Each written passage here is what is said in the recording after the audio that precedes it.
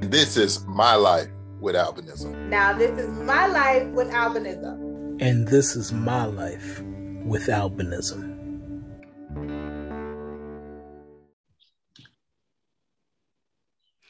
All right, everybody, welcome back to the Life with Albinism podcast. Today, we have a new guest, but first, let's introduce our wonderful co-host who is always with us, Maya Warren. Hello. Hey, guys. I'm glad to be here. As you know, I'm a YouTuber, podcaster, all the things, and I'm looking forward to it today. Nice. Okay, and our guest, please introduce yourself. Tell the people who you are, give your social medias, any things that you might be working on, and give us a little brief breakdown of how living with albinism has been for you. Sure. Good afternoon, everybody. My name is Lygia, but people call me Gigi. I don't have active socials, but I do have a Facebook. It's called Light Rider Darkness Falls. If anyone is willing to join, that's fine. Say that a little slower. You said that way too fast. It's a long name. It's called Light Rider Darkness Will Fall, capital L. It's my family Facebook that I use to communicate with people, mainly my family. That's the only social that I have. I do not have Instagram, unfortunately. I do have YouTube, but it's not really active there. I just watch videos. Okay. Yes. Okay, so tell the people about yourself and what are some things that you are working on or doing? What's your career? And briefly, just tell us how has living with albinism been for you? Sure. Again, this is my first time being on a podcast, so do forgive. My career, I don't have a career. I am a full-time college student. I am trying to finish getting my bachelor's degree in Lehman College. My bachelor's degree consists of sociology and minor disability studies. But me being a first-time mom, I had to put school on hold and due to the pandemic as well. Okay. So now here's where things are going to get interesting, right? Because I have already met you, Gigi. And I met you through the aquarium. Yes, at the New York Aquarium. I met you through my wonderful friend, Crystal Alvarez. Shout outs to her. She's amazing. Love you, Crystal.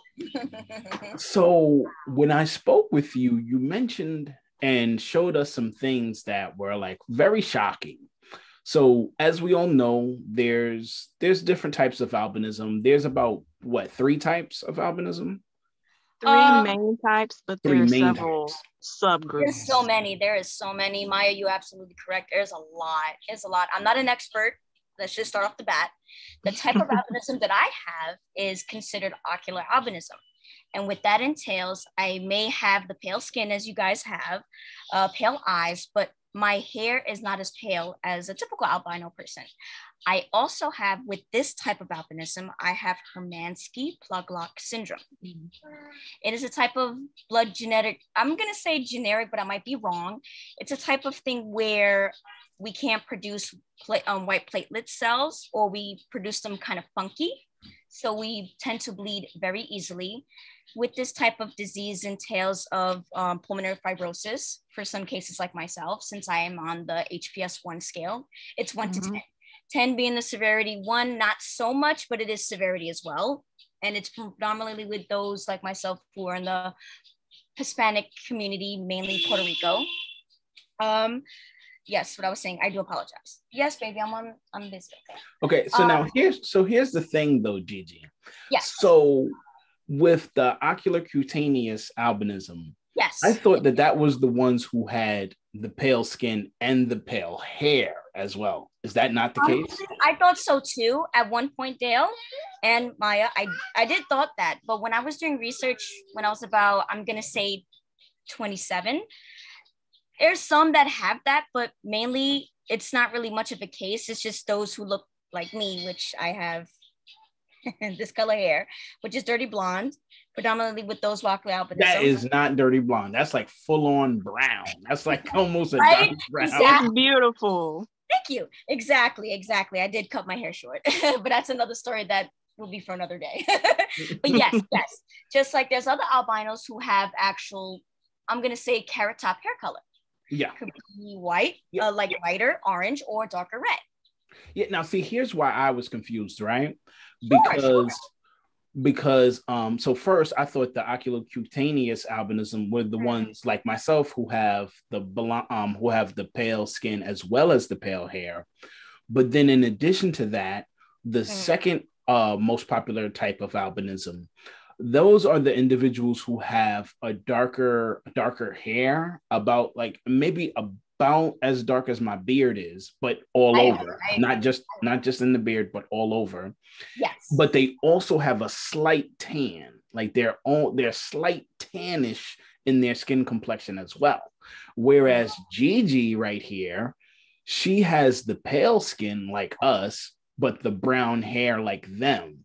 So I'm like, she's like a crossbreed in the middle right here, where she has the pale skin, but the dark hair. And this is where the subtypes, the sub levels of each condition really come into play with OCA. I believe there's 7 to 13 known different sub types of OCA. That's interesting. I say known because they're still doing research with ocular albinism. Gosh, I forget how many. And then girl, it's okay. It's so many. I don't even know one either. But here's the thing, like I think this is what makes doing what Life with Albinism podcast so important and having these conversations so important, because people need to know it is a very individual based thing, and everybody, though we share the same conditions or different iterations of the same condition, everybody's different. Of course. Right. And now, Gigi, you stated that you have a medical condition in which you're able to bleed a lot easier than most people. Okay. Yes. And what is that called again for the viewers? Sure. The condition that I have is Hermanski Pluglock syndrome. And you stated, correct me if I'm wrong, that is sometimes found in people with albinism. Like it's like I don't want to say commonly found, but what you're trying to say is, I don't mean to cut you off, it's not common, but they do expect some people with albinism to get tested for this, just to rule that out. Because and that's what I wanted to share with the viewers, is to let them know that this condition that you have and I do can be found in people without. I do encourage the viewers to actually research this, because I'm still learning about ADS. I do apologize for that as well. And if once our viewers actually research it, they'll understand, okay, that in itself is a plethora of 10 different types of Hermanski Pluglock syndrome. And I kid you not, it's 10. It's 10 different types. Sometimes people can be diagnosed with 2 of them. But me, since I got genetic testing done with that, I only got categorized with HPS 1, which is common for those in the Puerto Rican descendants to have that. Can you stop, please? Okay, understood. That makes a lot of sense. Okay, see, and that just goes to just educate everyone, because these are things I knew nothing about, and I've been doing this podcast for a while. I've been obviously living with albinism for a while, and I never even knew that there was another skin condition that people with albinism can be born with, that associates with the albinism, like what she has. So that's a very, very big eye opener right there. And you stated, I was going to say, and then you stated that so it causes you to bleed easily. Can you give us like some examples of how that affects your daily life? Sure. An example is I bruise very easily without no one laying a finger on me. Also, I'm going to be honest with this one. Since I'm a woman, some can have menstrual problems, meaning over bleeding. Listen, we're all mature here. We are all mature. Yeah. We're all adults. So I could have that problem, which I actually don't. But I do have episodes of nose bleeding a lot, and I have to take medication to control the bleeding. Okay. And it's annoying, trust me. This medication is an anticoagulant. It's basically taking acid. It's taking real acid to your body.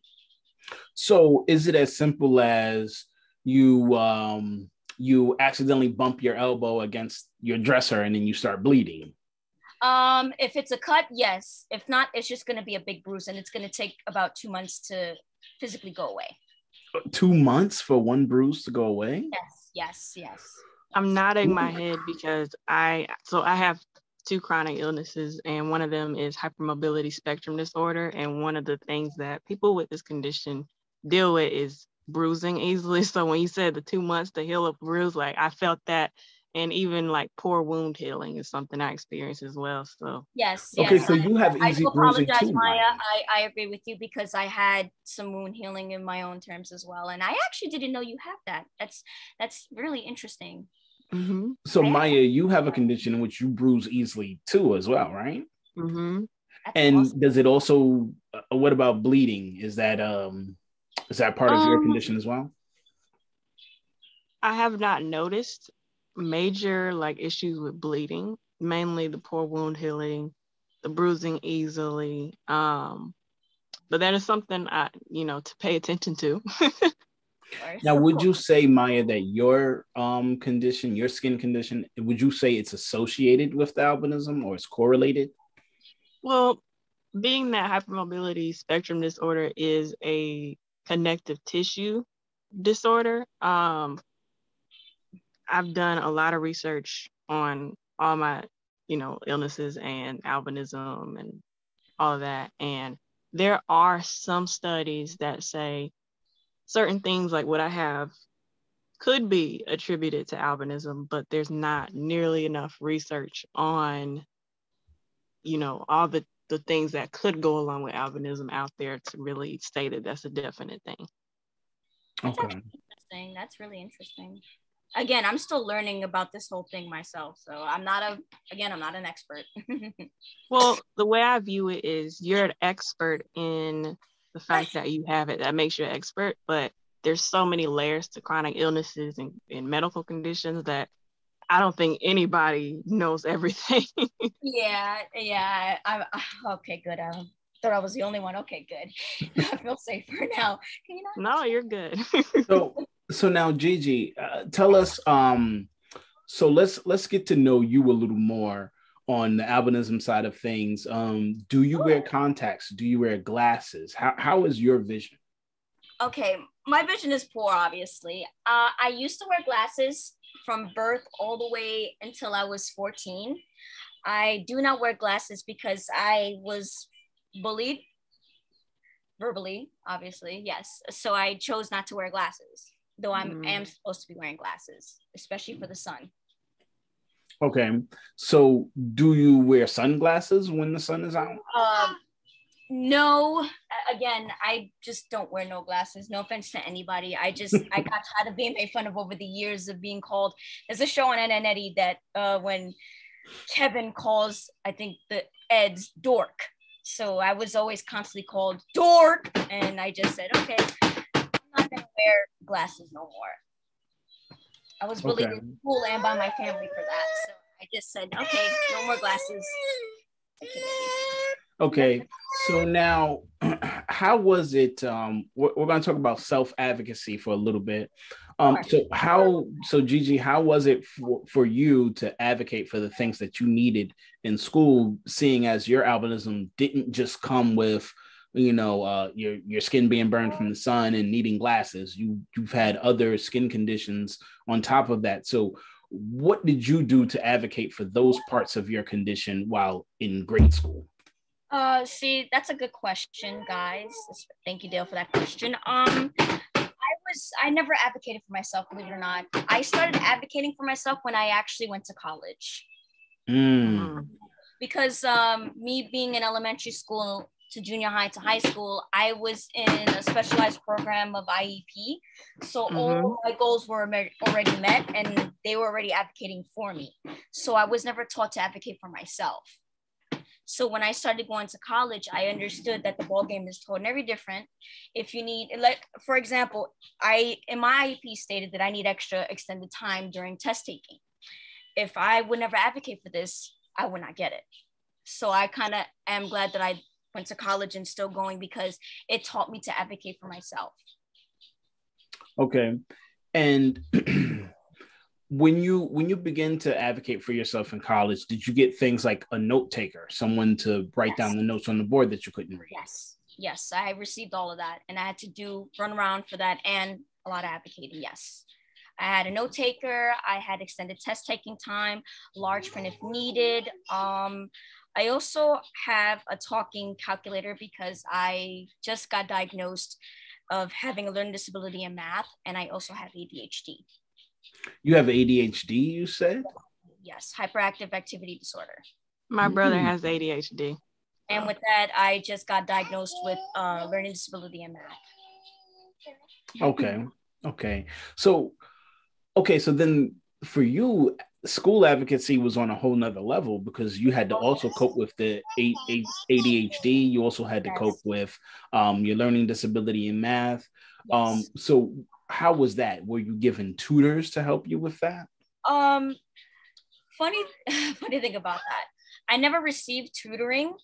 I was given the option, but due to my class, when I was going into BMCC, which was my first college, I never knew that I had a learning disability in math, but I knew that I was bad at math and it was something wrong. And I had to advocate to get actual testing done with a psychologist from my CBBH counselor. And it was a lot of haggle. But once I got that diagnosis done, it made a lot of sense where certain things I could not understand. And no one ever taught me this, not even in elementary school, none of that. And they were always praising us to advocate, but they never taught us what was going on. Just give me 1 second. No problem. I'm so sorry.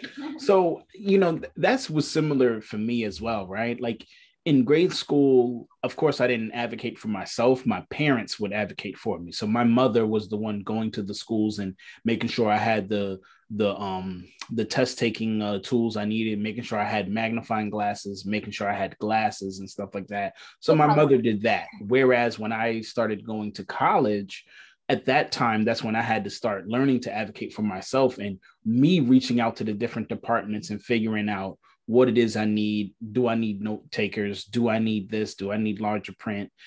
So what about you, Maya? I know you just recently gotten your degree.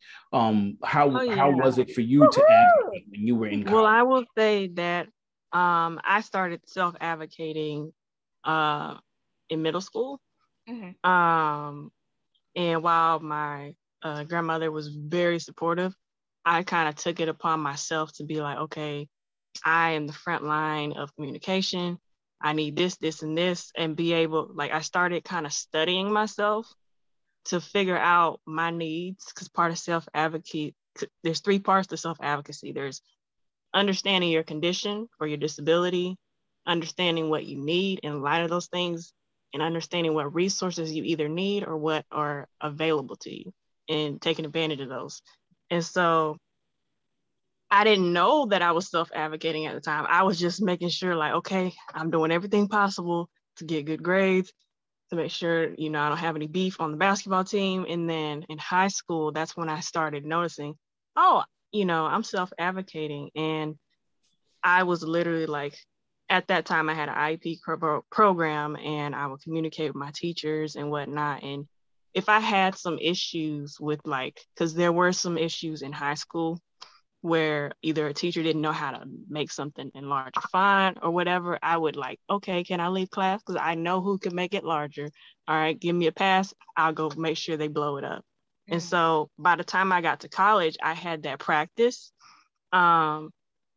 And it also helped that in my state, we have something called Division of Services for the Blind, which allowed me to be a part of a program called Savvy, which is basically for blind and visually impaired students. And there's 3 programs. There's the Youth in Transition, which helps you from middle school to college and navigate all that. Then there's the World of Work, where they allow you to get work experience. So my first job was literally being an advocate with the Alliance of Disability Advocates in Raleigh, North Carolina. And then the last program, once you hit your last year in high school, is called the College Prep. In this course, you get to learn about all the pitfalls and all the obstacles you can encounter as a person with a visual disability. So not only did I have practice from high school, I had that experience. So by the time I got to college, it was I was prepared for that. And then I developed more severe chronic migraines. And so not only did I have advocacy for albinism to do, I had advocacy for chronic migraine disorder, which is a highly stigmatized condition. So think about it. I'm in conversations with professors like, hey, look, this is what I have. Boom, boom, boom, boom, boom. This is what you can expect from me. Boom, boom, boom, boom. I will be in contact with you if this happens or this happens.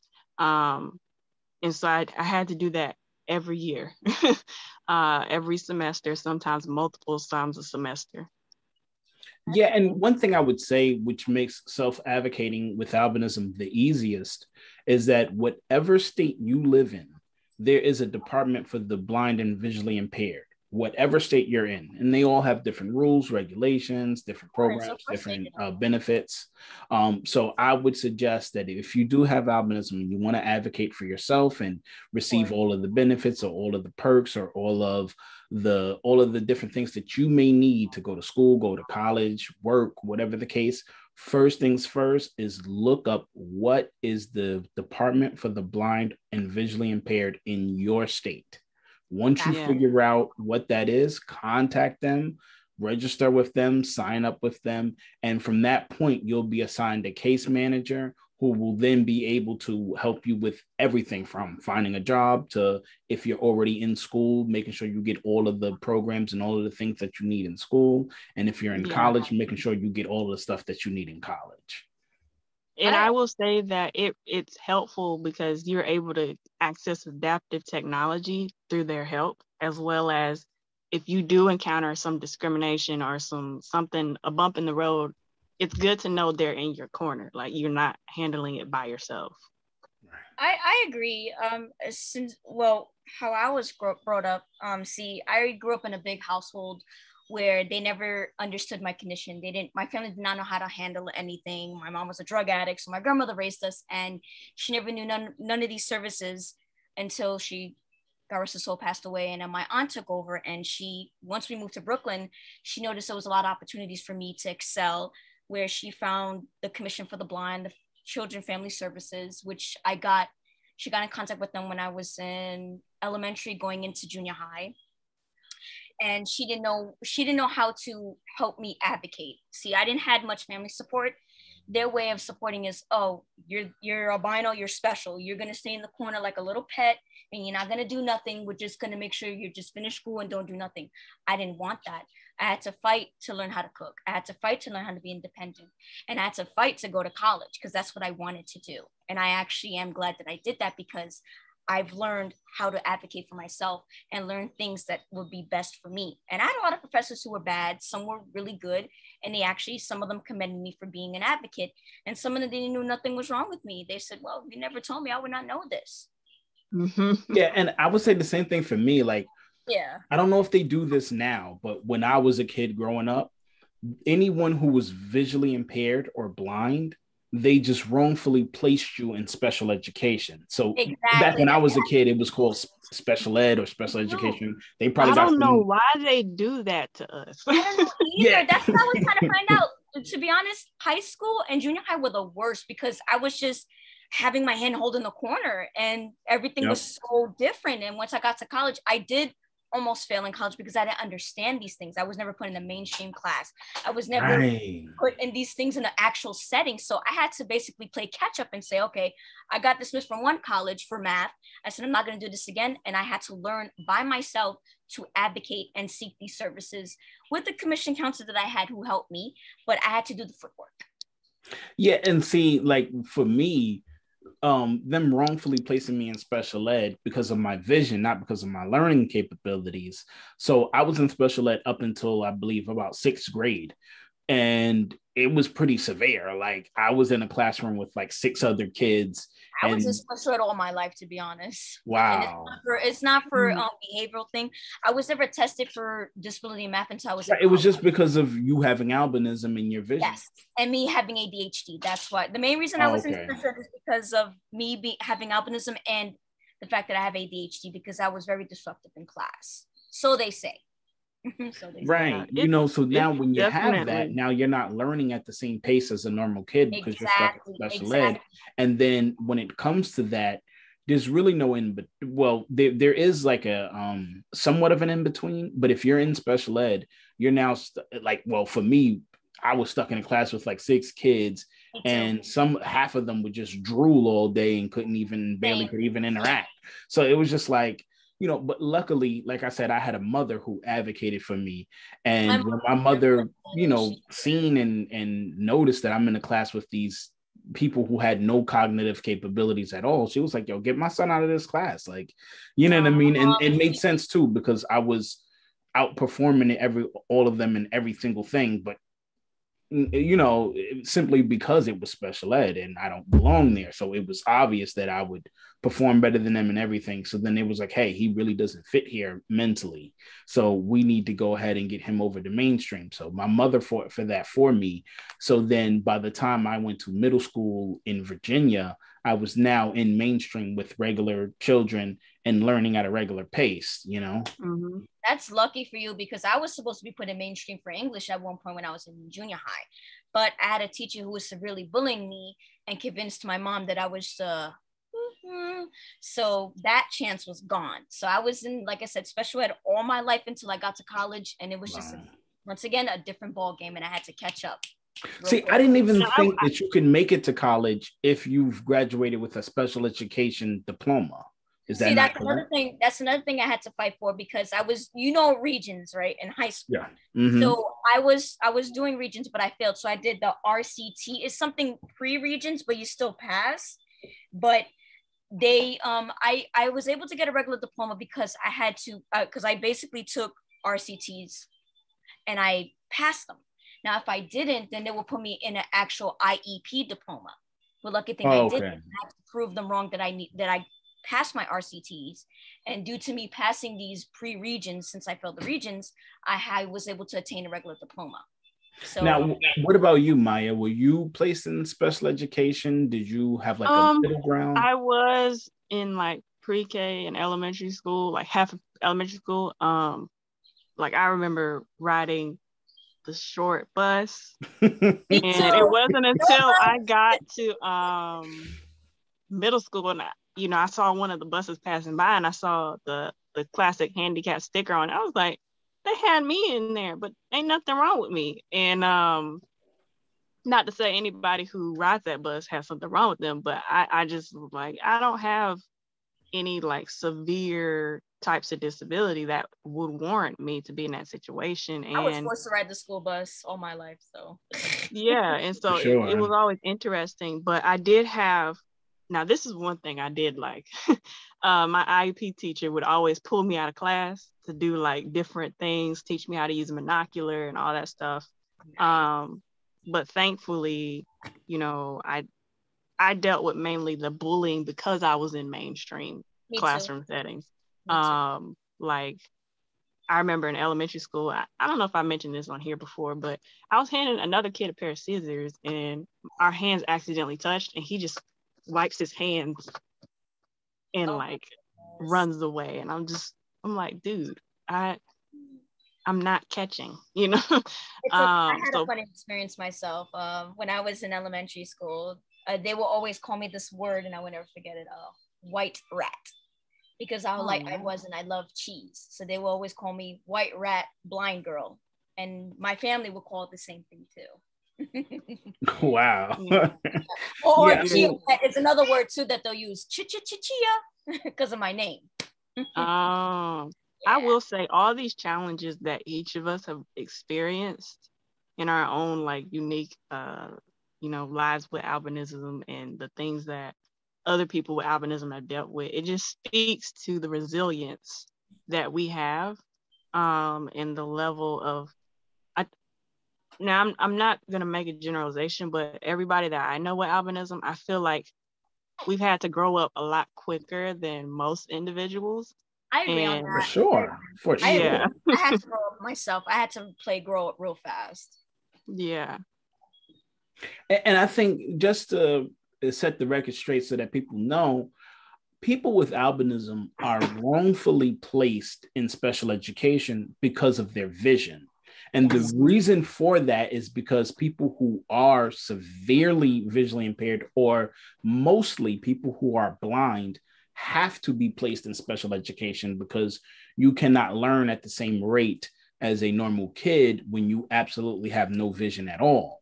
So that part has a connection. And not only that, but there are some some correlations between people who are born blind and those having cognitive disabilities. There's a correlation between blindness and cognitive disabilities when you are born blind, not someone who becomes blind because of an accident. So because of this, people with albinism who have very low vision are wrongfully placed into special education. So it has nothing to do with their mental or cognitive capabilities.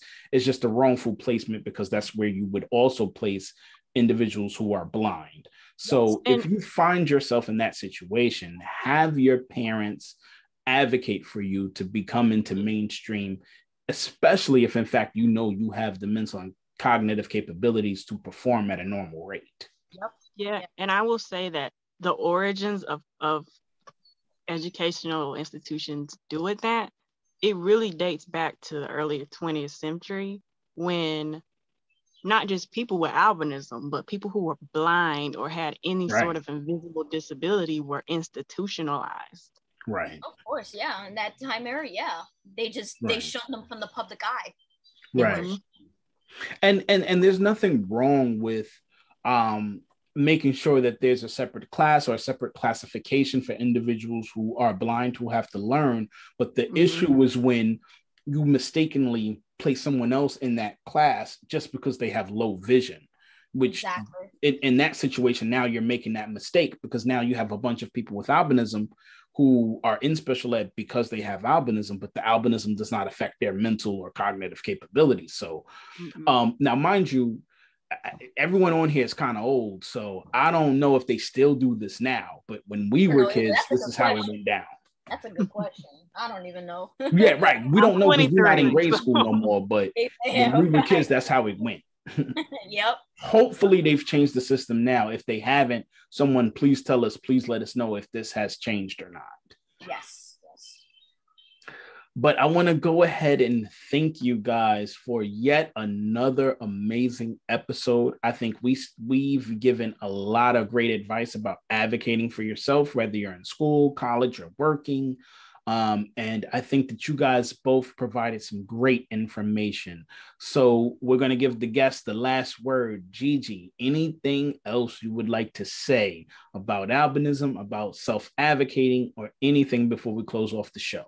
I would like to say to everybody here and those who are watching, don't be afraid to speak up for yourself.